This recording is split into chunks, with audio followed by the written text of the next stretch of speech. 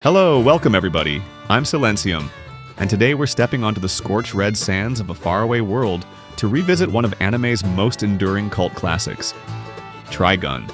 Born from the manga by Yasuhiro Nightow and produced by Madhouse, Trigun aired in Japan from April to September 1998, a tight 26-episode run that fused space western aesthetics with soulful, human questions about violence, mercy, and the cost of doing the right thing. A few years later, it reached mainstream US audiences on Cartoon Network's Adult Swim in 2003, where a new generation discovered the red-coated wanderer with the biggest bounty in the galaxy and the softest heart on the frontier. At first glance, Trigun is a gun-slinging romp about Vash the Stampede, a legendary outlaw whose very presence supposedly razes cities to dust. The posters say $60 billion double dollars ride on his head. The stories say he is the humanoid typhoon, but the man himself, dorky, lanky, smiling, tries desperately not to kill. He jokes his way out of standoffs, dodges bullets by a hair, and buys donuts with the same hands that could end a firefight in a heartbeat. That deliberate contradiction is the spark of the show. A gunslinger whose moral code forbids pulling the trigger, a devil who insists all lives matter,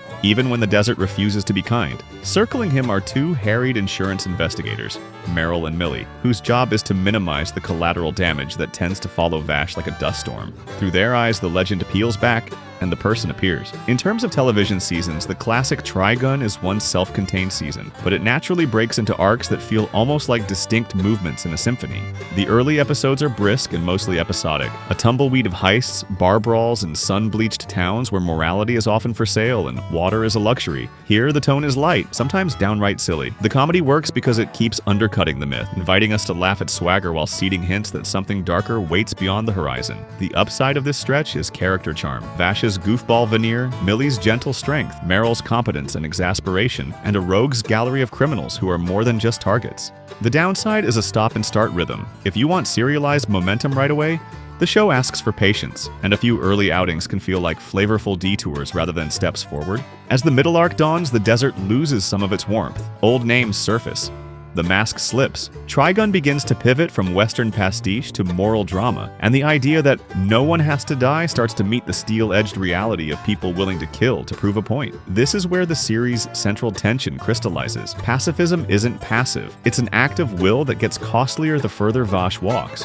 The positives here are major. Stakes rise cleanly, backstory comes into focus, and the action direction tightens into set pieces that feel like duels of belief as much as bullets. The negative is a byproduct of ambition. The lore opens up quickly and the pace can lurch as the show shifts from episodic yarns to mythic confrontation. The late arc, the run toward the finale, introduces antagonists who don't just challenge Vash's aim, but assault his ethics. Violence becomes a trap, baited with impossible choices, and the series asks whether mercy can survive in a world that rewards cruelty. The climax is intimate rather than apocalyptic. It's about brothers, burdens, and what it means to keep a promise when keeping it breaks you. This stretch contains Trigun's most powerful episodes, and for many, its defining scenes. If there's a critique, it's that the path there sometimes shows the limitations of a late 90s TV schedule. Animation quality wobbles between gorgeous compositions and budget-conscious shortcuts, and some staging leans on reused cuts. Yet the emotional through-line lands, hard, and the closing image lingers like heat in the stones after sunset.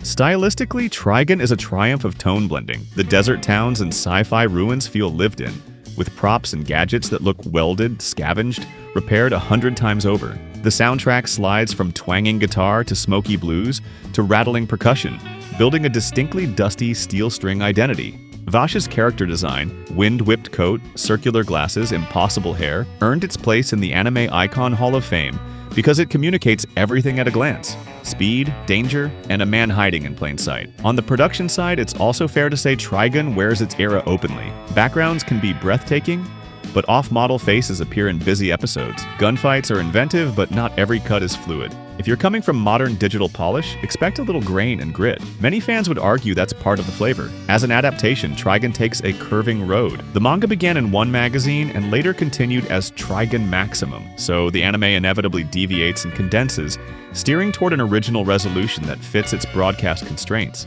The positive: the show feels thematically whole, with a beginning, middle, and end that say exactly what it wants to say about mercy under fire. The negative: if you fall in love with the world, You may wish certain plot threads had more room to breathe, or that favorite characters got one more scene to complete their arc. That said, the anime's ending remains one of those rare closers that recontextualizes the entire journey you've taken with the protagonist. So, should you watch it today? If you crave a story where kindness is a choice and a challenge, where jokes disarm you before a quiet line drives in the knife, Trigun is absolutely worth your time. Come for the red coat and the revolver. Stay for the look in Vash's eyes when he decides that saving a life is worth being hated for it. Forgive the uneven frames, relish the music, and let the dust settle on a finale that still speaks with surprising clarity about responsibility and grace. I was Silentium, thanks for riding along.